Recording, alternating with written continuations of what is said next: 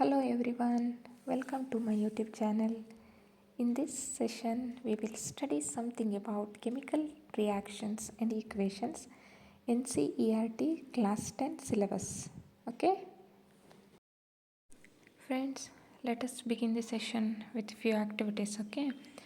So that clearly you will understand what is chemical reaction, what happens during the chemical reaction, everything you will get to know, okay?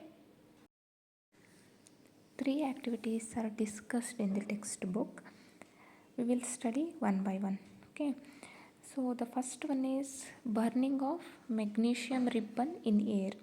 The second one is reaction between lead nitrate solution and potassium iodide solution. The third one is reaction between zinc granules and dilute acid. It may be dilute sulphuric acid or dilute hydrochloric. See, this is our first activity, that is burning of magnesium ribbon in air.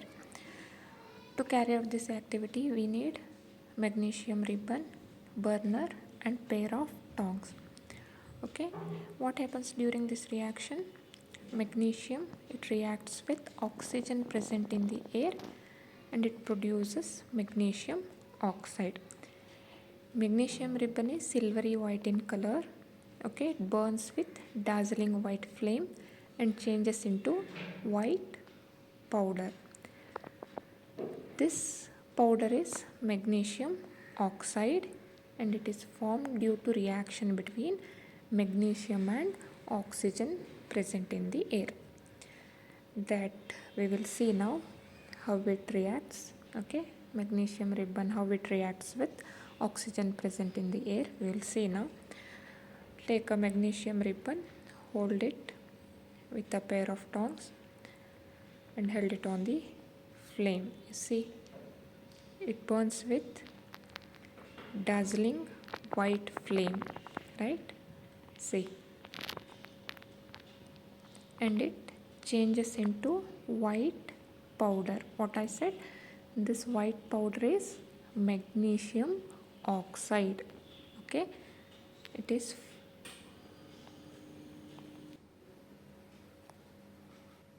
this is the second activity, that is reaction between potassium iodide and lead nitrate.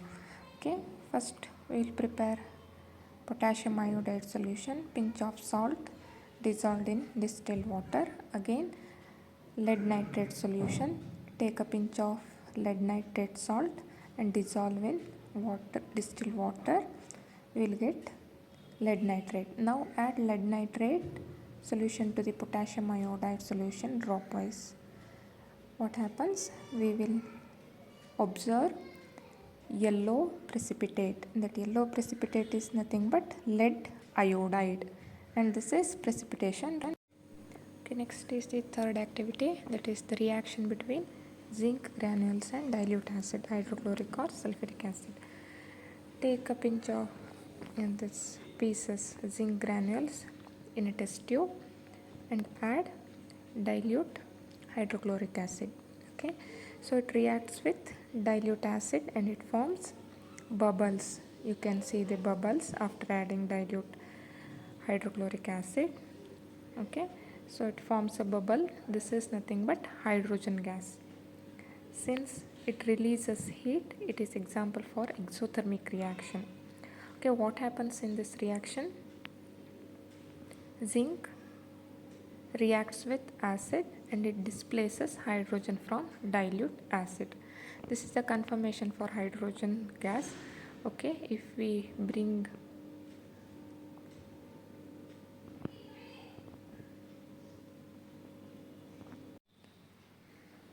yes, we have seen 3 activities. Now just we look out the summary of those 3. Okay, see, in the first case, magnesium, it reacts with oxygen and it produces magnesium oxide. Magnesium is silvery white in color and magnesium oxide is white powder. Magnesium is solid, oxygen is gas, and magnesium oxide produced is also a solid. Okay, there is no change in state here.